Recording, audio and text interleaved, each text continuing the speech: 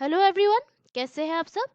आज का जो टॉपिक जो है हमें डिस्कशन के वो है नेशनल अफेयर्स। तो पूरे हफ्ते की नेशनल अफेयर्स के ऊपर जो करंट अफेयर्स आई है उन सभी के बारे में हम आज के इस वीडियो में डिस्कस करने वाले हैं, जो कि आपके एग्जाम पॉइंट ऑफ व्यू से बहुत ही इंपॉर्टेंट है और जो भी आप कम्पिटिटिव एग्जाम्स के लिए प्रिपरेशन कर रहे हैं उन सब के लिए भी बहुत ही फायदेमंद होगा। तो इस वीडियो को जो है एंड तक ज़रूर देखिएगा, और अभी तक अगर आप लोगों ने हमारा चैनल सब्सक्राइब नहीं किया है तो प्लीज़ सब्सक्राइब कर लीजिए और साथ ही साथ बेल आइकन भी दबा दीजिए ताकि आपको अगला नोटिफिकेशन मिल सके। और तो चलिए आज का जो डिस्कशन जो है वो आगे बढ़ाते हैं। तो आज का पहला जो टॉपिक जो है, वाणिज्य और उद्योग मंत्री पीयूष गोयल ने जो है अभी ऑस्ट्रेलिया आर्थिक रणनीति रिपोर्ट 2020 यानी कि इंडिया ऑस्ट्रेलिया इकोनॉमिक स्ट्रेटेजी 2020 को जो है अनवेल किया है। तो ये उसी से रिलेटेड टॉपिक है। तो 18 दिसंबर 2020 को श्री पीयूष गोयल, जो कि केंद्रीय वाणिज्य और उद्योग मंत्री है, उन्होंने भारतीय उद्योग परिसंघ CII टीम द्वारा तैयार ऑस्ट्रेलिया आर्थिक रणनीति रिपोर्ट यानी कि इंडिया ऑस्ट्रेलिया इकोनॉमिक स्ट्रेटेजी 2020 उसका जो है अभी अनवेल किया है। और भारत के KPMG के योगदान के साथ विदेश मंत्रालय के पूर्व सचिव पूर्व राजदूत अनिल बाधवा के नेतृत्व में की गई है। तो ये और जो कि भारत ऑस्ट्रेलिया द्विपक्षीय आर्थिक और व्यापारिक संबंधों को जो है बढ़ाने पर CII के एक आभासी सत्र के दौरान रिपोर्ट लॉन्च की गई थी। और ये जो रिपोर्ट जो है भारत ऑस्ट्रेलिया रणनीतिक द्विपक्षीय संबंधों में योगदान करेगी, क्योंकि इसने जो है विभिन्न क्षेत्र में जो कि सहयोग जो है उसके विस्तार की सिफारिशें की है। तो ये उसी से रिलेटेड टॉपिक है। देन और एक जो टॉपिक जो है इंडो इंडो कॉर्पोरेट 2020 का जो है 35th जो एडिशन जो है भारतीय नेवी और इंडोनेशिया नेवी के बीच में आयोजित की गई। तो ये उसी से रिलेटेड टॉपिक है। तो 17 से 18 दिसंबर 2020 को भारतीय नौसेना और इंडोनेशिया नौसेना के बीच में जो है इंडिया इंडोनेशिया कोऑर्डिनेटेड पेट्रोल यानी कि इंडो कॉर्पोरेट 2020 का जो है 35th एडिशन उसका अंतर संचालन को मजबूत करने और इंडो पैसिफिक में दोस्ती के मजबूत बंधन बनाने के लिए जो है इसको आयोजित किया गया था।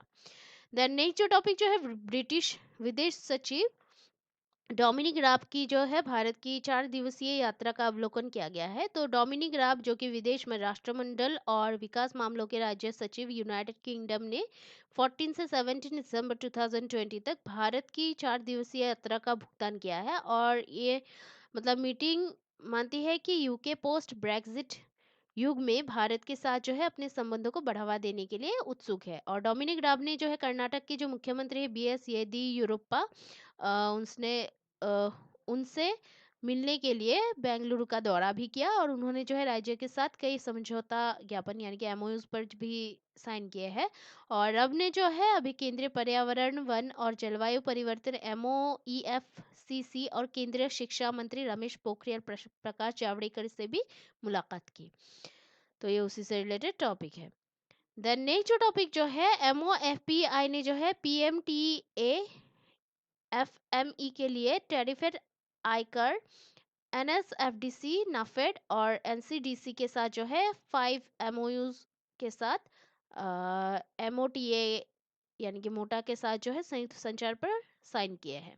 तो 18 दिसंबर 2020 को खाद्य प्रसंस्करण उद्योग मंत्रालय MOFPI उन्होंने जो है जनजातीय मामलों का जो मंत्रालय है मोटा उनके साथ एक यानी कि MOTA मोटा, तो उसके उनके साथ जो है एक संयुक्त विज्ञप्ति पर हस्ताक्षर किए। और प्रधानमंत्री formalisation of micro food processing enterprises FME योजना के कार्यान्वयन के लिए जो है 5 सरकारी संस्थाओं के साथ 5 जो MOUs जो है उस पर भी साइन किए हैं। और MOFPI ने जो है PMFME योजना के लिए नोडल बैंक के रूप में यूनियन बैंक ऑफ इंडिया के साथ जो है एक समझौते पर हस्ताक्षर किए। और यूनियन बैंक ऑफ इंडिया ने भी जो है अभी जो कि राज्यों से और केंद्र से जो है प्राप्त सब्सिडी को ऋण खाते में स्थानांतरित करने की मदद करेगा। तो ये उसी से रिलेटेड टॉपिक है। देन उसके बाद और एक जो टॉपिक जो है, आरके सिंह ने जो है एनआईएससी हरियाणा में पावर सेक्टर में कौशल विकास के लिए जो है भारत का पहला सीओई लॉन्च किया है। तो 18 दिसंबर 2020 को कौशल विकास और उद्यमिता राज्य मंत्री एमएसडीई आरके सिंह ने जो है national institute of solar energy NISC Gwala Pahari Gurugram Haryana के परिसर में पावर सेक्टर में जो है कौशल विकास के लिए भारत का पहला जो उत्कृष्टता केंद्र है सीओई, इसको ई लॉन्च किया है। और सीओई की स्थापना जो है एमएसडी भारत सरकार और राष्ट्रीय शिक्षा एवं युवा मंत्रालय फ्रांसीसी गणराज्य और श्राइडर इलेक्ट्रिक के बीच एक एमओयू के परिणाम स्वरूप की गई थी।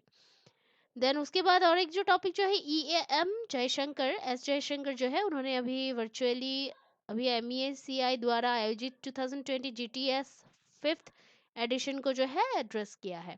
तो विदेश मंत्री ईएएम एस जयशंकर ने जो है 2020 ग्लोबल टेक्नोलॉजी समिट जीटीएस के जो फिफ्थ एडिशन जो है उसको अभी वर्चुअली एड्रेस किया है।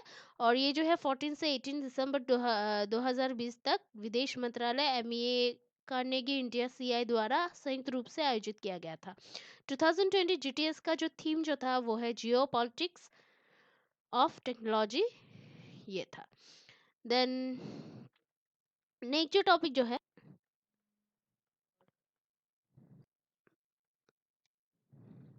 अभी नेक्स्ट जो टॉपिक जो है भारतीय नौसेना और इनकोइस ने जो है साझा महासागर सेवा डेटा के लिए जो है समझौता ज्ञापन यानी कि एमओयूज पर हस्ताक्षर किए हैं। जो कि ओशियन सर्विसेज डेटा जो है उसको शेयर करने के लिए एमओयू पर साइन किए गए हैं।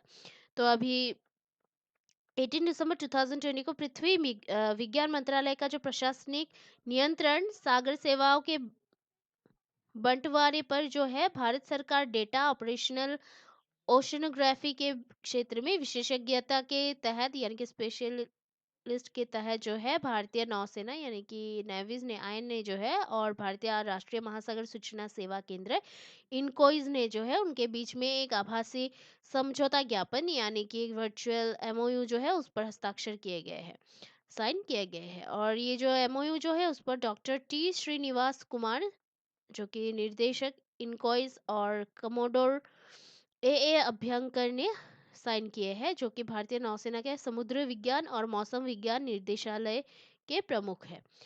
देन उसके बाद और एक जो टॉपिक जो है 15 से 19 दिसंबर 2020 को एसोचैम फाउंडेशन वीक 2020 को मनाया गया और पीएम ने जो है रतन टाटा को अभी ASSOCHAM enterprise of the century award से सम्मानित भी किया।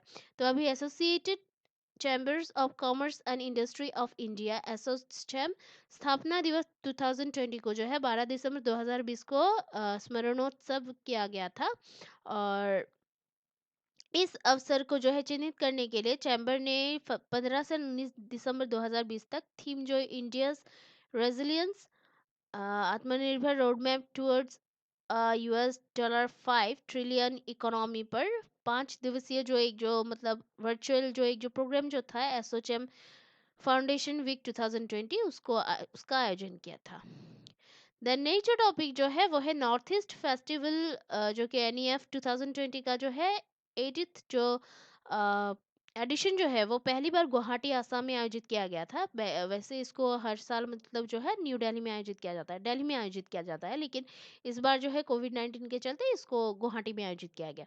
तो अभी 19 से 20 दिसंबर 2020 को नॉर्थ ईस्ट फेस्टिवल एनईएफ 2020 का जो 8th जो संस्करण जो है यानी कि एडिशन जो है 8th एडिशन जो है उसको सभी कोविड से संबंधित प्रोटोकॉल और दिशा निर्देशों का पालन करके असम के गुवाहाटी के रेडिसन ब्लू होटल में इसको आयोजित किया गया था। और ये पहली बार था जबकि गुवाहाटी ने इस वार्षिक 2 दिवसीय कार्यक्रम की होस्ट की। और त्योहार जो है ये जो मतलब फेस्टिवल जो है इसको अभी वर्चुअली उसमें जो प्रेजेंट वर्चुअली प्रेजेंट थे अभी जनता के लिए मतलब वर्चुअली प्रेजेंट जो जनता जो थे यानी कि जो उपस्थित वहाँ पे होने के लिए जो लोग जो थे उनके लिए खुला था। और इसका उद्घाटन समारोह को जो है केंद्रीय मंत्री जितेंद्र सिंह उत्तर पूर्वी क्षेत्र का विकास डीओएनईआर मंत्रालय ने समारोह के मुख्य अतिथि के रूप में असम के सीएम सर्बानंद सोनोवाल और त्रिपुरा के सीएम विप्लव देव सहित अन्य गणमान्य लोगों के साथ सम्मानित किया। तो ये उसी से रिलेटेड टॉपिक थे। देन नेक्स्ट जो टॉपिक जो है, यूपी ने जो है लखनऊ में रूफटॉप सोलर पावर के P2P ट्रेंडिंग ट्रेंडिंग पर भारत दक्षिण एशिया की अपनी तरह का जो पहली जो परियोजना जो है उसकी शुरुआत की है, तो ये उसी से रिलेटेड है।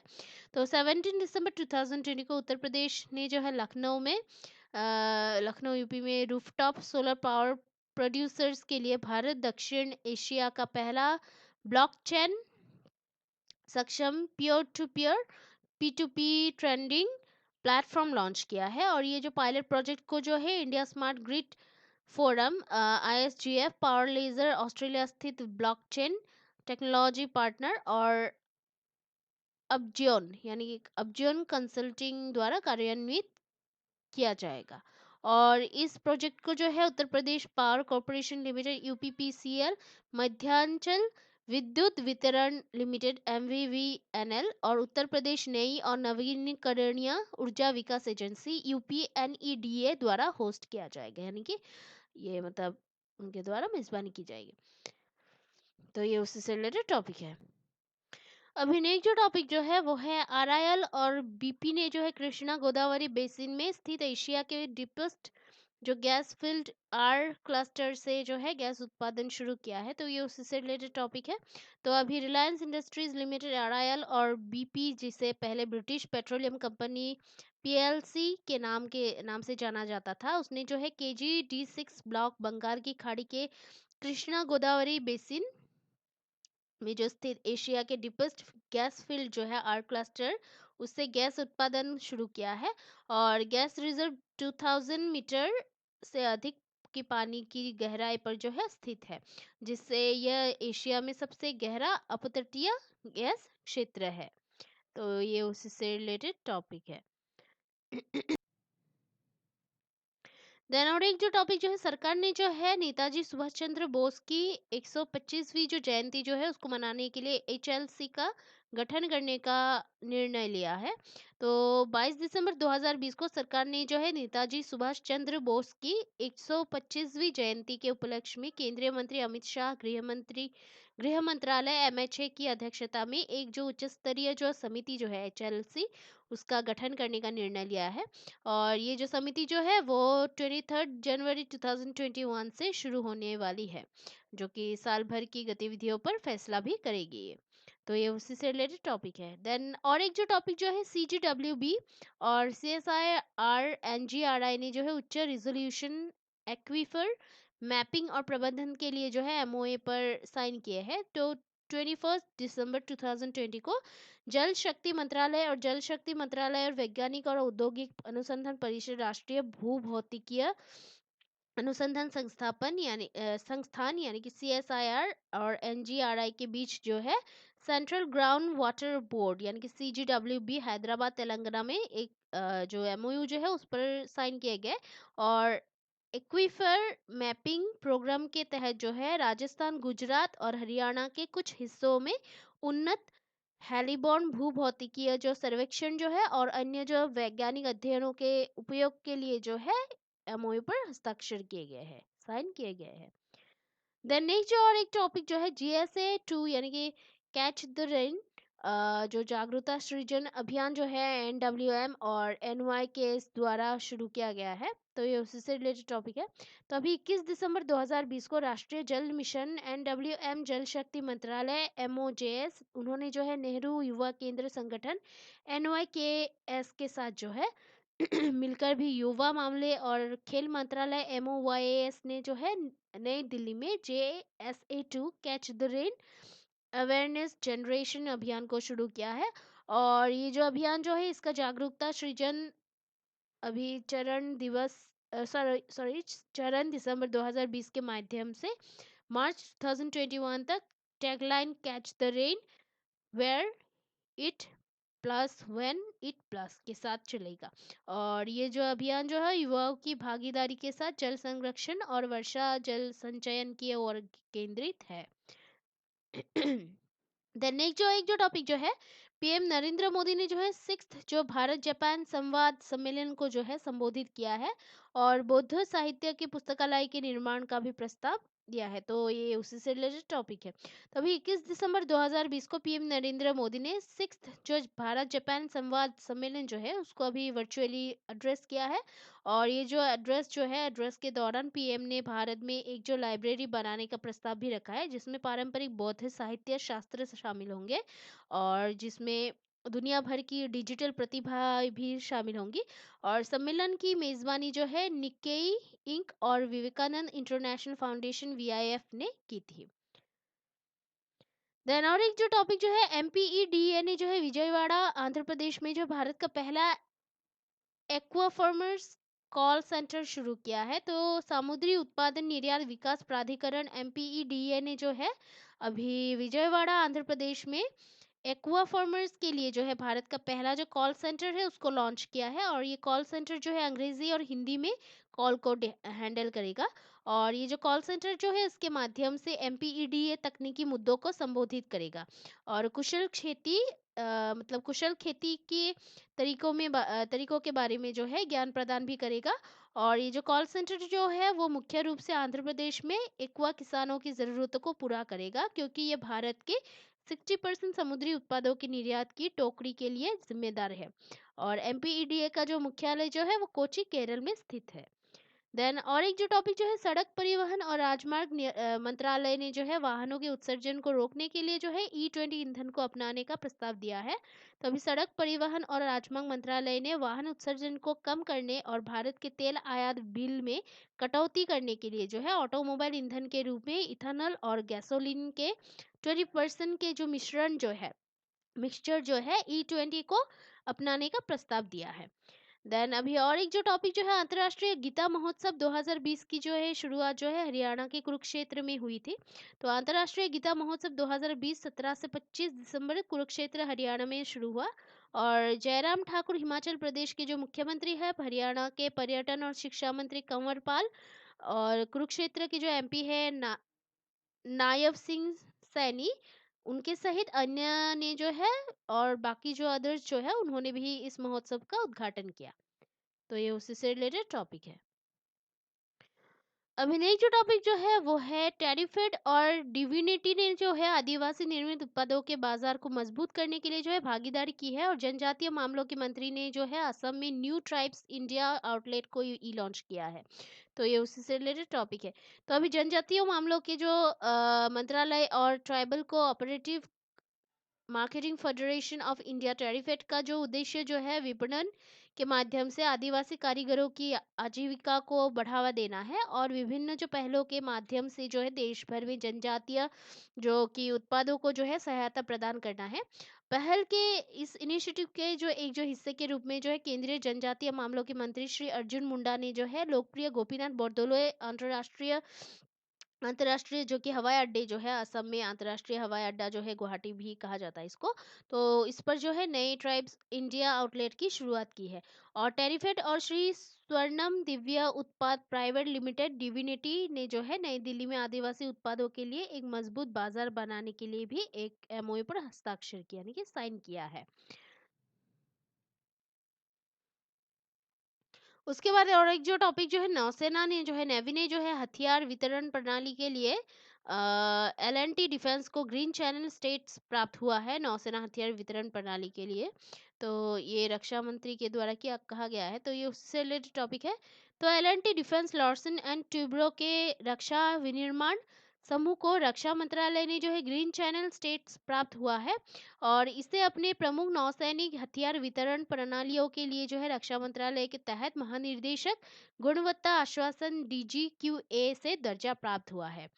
तो ये उसी से रिलेटेड टॉपिक है। देन नेक्स्ट जो टॉपिक जो है, कर्नाटक सरकार का जो है अभी उद्घाटन अपनी तरह के पहले फ्रूट्स पोर्टल का उद्घाटन उन्होंने किया है। और कैनरा बैंक फ्रूट्स पोर्टल का जो उपयोग जो है उसको करने वाला पहला एफआई बन गया है। तो 22 दिसंबर 2020 को ई गवर्नेंस की एक परियोजना अपनी तरह के farmer registration and unified beneficiary information system fruits portal की जो है पहली कर्नाटक सरकार भूमि विवरण विवरण प्राप्त करने और मान्य करने के लिए जो है कर्नाटक राज्य के भूमि पैकेज के साथ एकीकृत है। और पायलट आधार पर जो है परियोजना लेने वाला कैनरा बैंक जो है पहला वित्तीय संस्थान एफआई बन गया है। और ये जो कर्नाटक सरकार की ओर से जो है राज्य के सभी 70 लाख किसानों को जो है एक ही मंच के तहत भूमि और अन्य विवरणों के साथ जो है मिलाने वाली जो अपनी तरह की जो है ये पहली तकनीक है। और ये जो है ये अभी लॉन्च नाबार्ड कार्यालय नाबार्ड द्वारा आयोजित एक कार्यक्रम में किया गया था इसकी लॉन्च। देन और एक जो टॉपिक जो है एनएमडीसी और एमईसीएल ने जो है भारत भर में संयुक्त खनिज अन्वेषण के लिए जो है एमओयू पर हस्ताक्षर किए साइन किए गए हैं। अभी एनएमडीसी लिमिटेड पहले राष्ट्रीय खनिज विकास निगम के साथ से जाना जाता था जिसको उसने, और खनिज अन्वेषण निगम लिमिटेड एमईसीएल ने जो है विभिन्न राज्यों में लौह अयस्क, सोना, कोयला, हीरा और अन्य खनिजों के लिए जो है आपसी सहमति वाली जो परियोजनाओं में से जो है सहयोग और संचालन के लिए एक समझौता ज्ञापन पर हस्ताक्षर किया है, यानी कि मेमोरेंडम ऑफ अंडरस्टैंडिंग पर साइन किया है। और इसका जो एम जो है खनिज अन्वेषण के क्षेत्र में आत्मनिर्भरता प्राप्त करना और पहले से आयातित जो वस्तुओं के जो घरेलू उत्पादन है उसको बढ़ावा देना है। देन नेक्स्ट जो टॉपिक जो है पीएम मोदी ने जो है अलीगढ़ मुस्लिम विश्वविद्यालय के शताब्दी समारोह को जो है चिन्हित करने के लिए डाक टिकट जारी किया है। तो प्रधानमंत्री नरेंद्र मोदी ने अलीगढ़ मुस्लिम विश्वविद्यालय एएमयू के जो शताब्दी समारोह को जो है चिन्हित करने के लिए एक विशेष डाक टिकट जारी किया है। और उन्होंने जो है वीडियो कॉन्फ्रेंसिंग के माध्यम से एएमयू में आयोजित कार्यक्रम में भाग लिया। और रमेश पोखरियाल निशंक केंद्रीय शिक्षा मंत्री ने भी इस कार्यक्रम में भाग लिया। और उन्होंने जो है पिछले 100 सालों में जो एएमयू की जो उपलब्धियों और इसके पूर्व छात्रों के जो योगदान जो है उस पर भी प्रकाश डाला है। देन नेक्स्ट जो टॉपिक जो है रक्षा लेखा नियंत्रक सिकंदराबाद के 25th ईयर पूरे होने के उपलक्ष्य में जो है विशेष डाक कवर जारी किया है।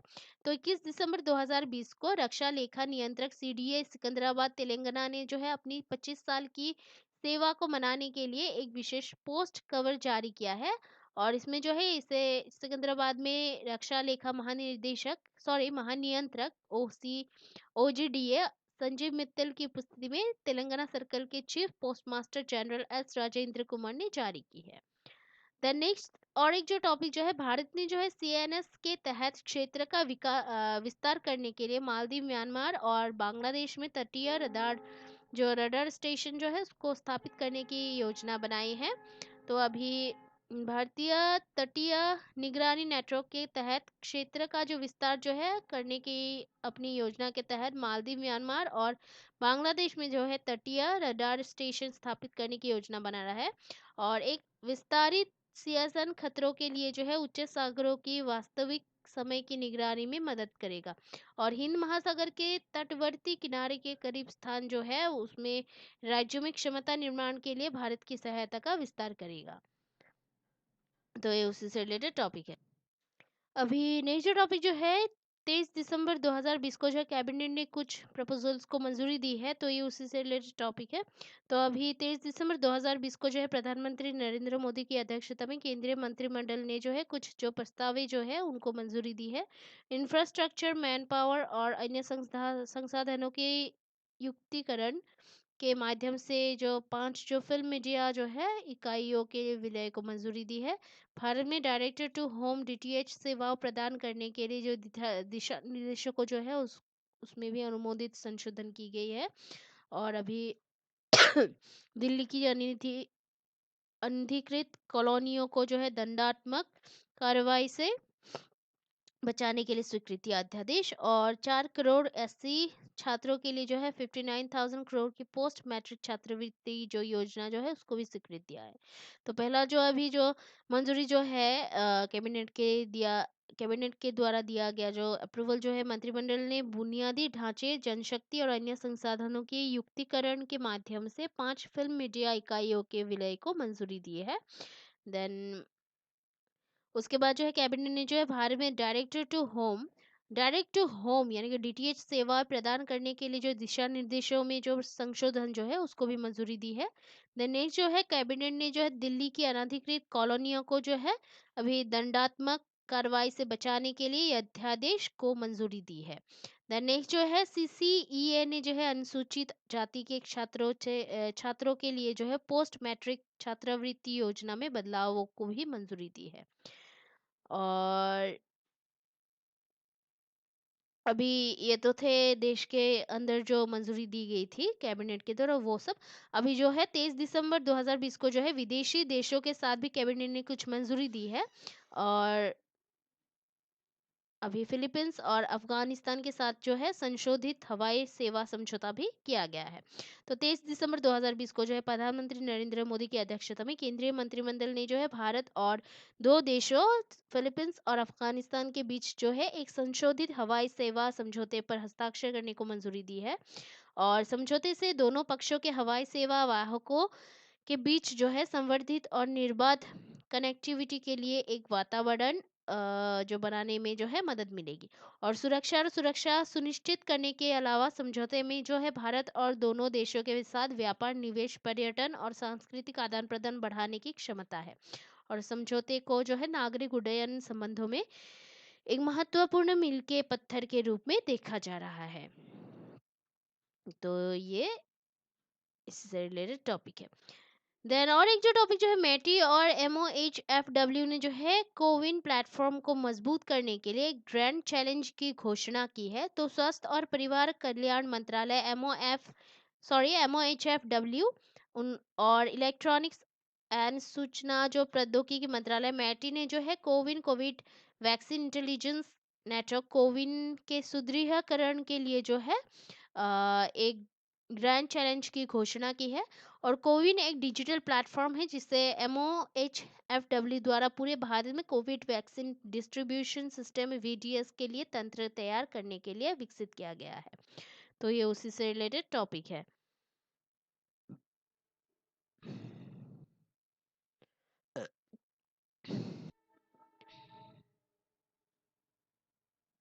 एमओयू पर जो है साइन किया है।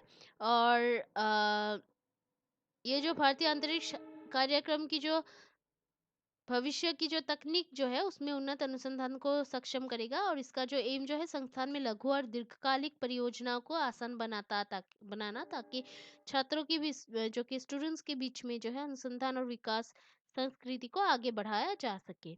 देन नेक्स्ट जो और एक टॉपिक जो है भारतीय नेवी और CSIR NIO ने जो है महासागर अध्ययन के क्षेत्र में विशेषज्ञता का सहयोग करने और आदान प्रदान करने के लिए जो है MOU पर साइन किए हैं। तो अभी 24 दिसंबर 2020 को भारतीय नौसेना को एकीकृत मुख्यालय नौसैनिक समुद्र विज्ञान और मौसम विज्ञान निर्देशालय DNOM और council of scientific and industrial research national institute of oceanography CSIR-NIO द्वारा प्रतिनिधित्व किया गया था, जिसने समुद्र विज्ञान के क्षेत्र में विशेषज्ञता और सहयोग करने के लिए जो है एक वर्चुअल तरीके से एक समझौता ज्ञापन यानी कि जो कि MOU जो है उस पर साइन किया है। देन नेक्स्ट जो टॉपिक जो है कॉर्पोरेट मामलों की मंत्रालय ने जो है मार्च 2021 तक IBC का निलंबन बढ़ा दिया है। तो अभी 22 दिसंबर 2020 को कॉर्पोरेट मामलों के मंत्रालय ने जो है insolvency and bankruptcy code IBC के निलंबन को 3 महीने के लिए बढ़ाकर 25 मार्च 2021 कर दिया है। और पिछला निलंबन 25 दिसंबर 2020 को समाप्त होने वाला था।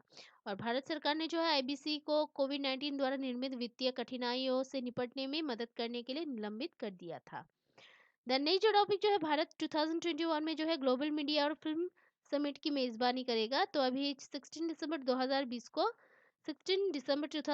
केंद्रीय सूचना और प्रसारण मंत्री प्रकाश जावड़ेकर ने जो है confederation of Indian industry CII big picture summit 2020 को जो है एड्रेस किया है। इस घटना के दौरान यह उल्लेख किया गया है कि भारत 2021 में जो है ग्लोबल मीडिया और फिल्म समिट की मेजबानी करेगा।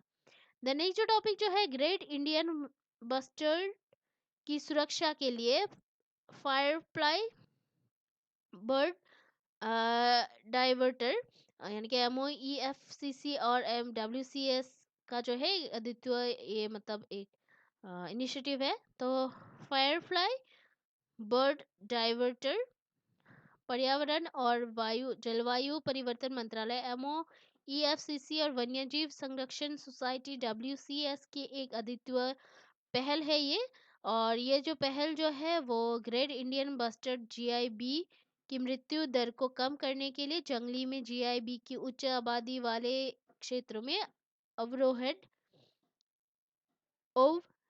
ओवरहेड बिजली लाइनों से है।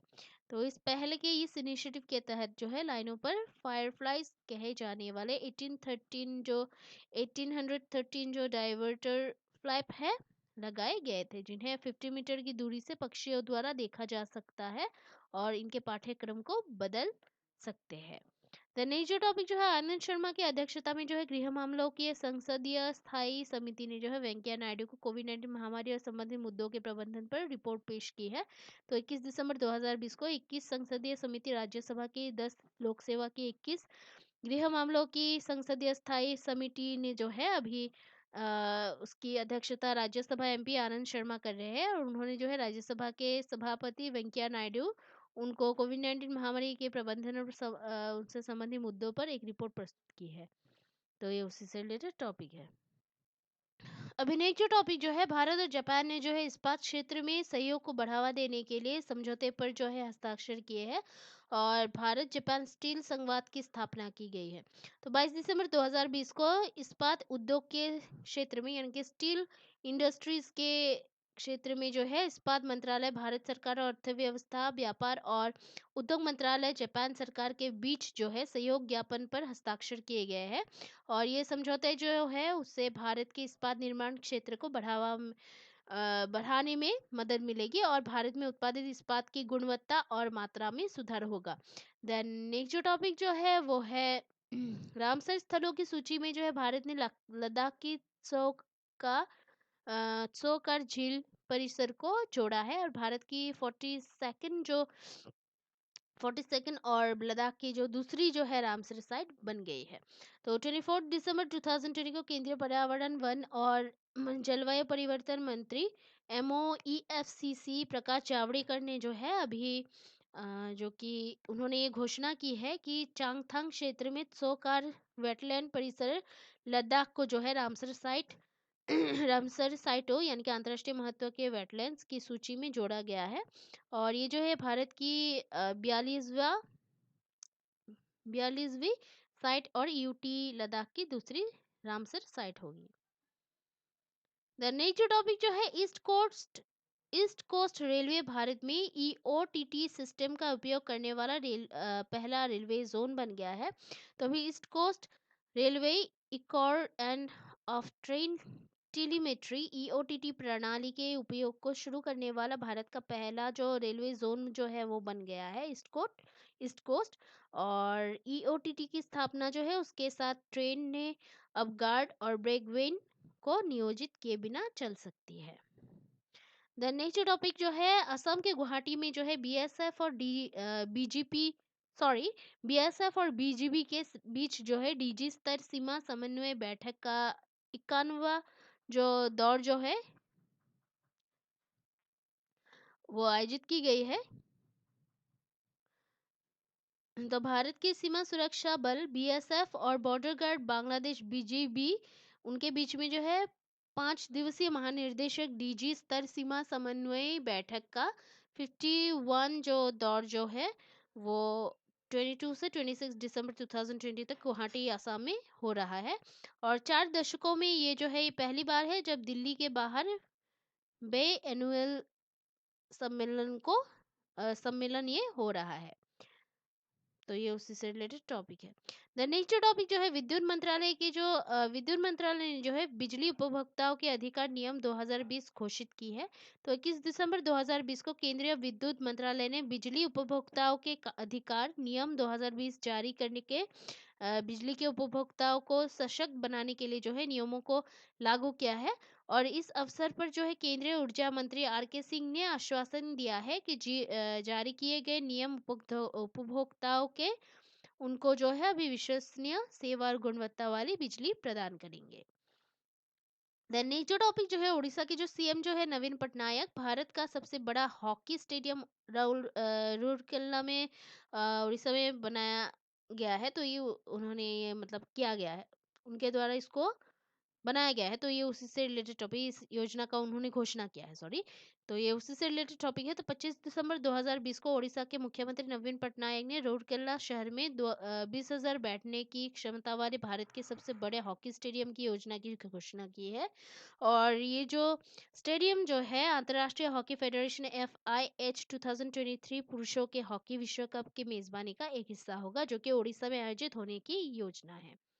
देन ये उसी से रिलेटेड टॉपिक है।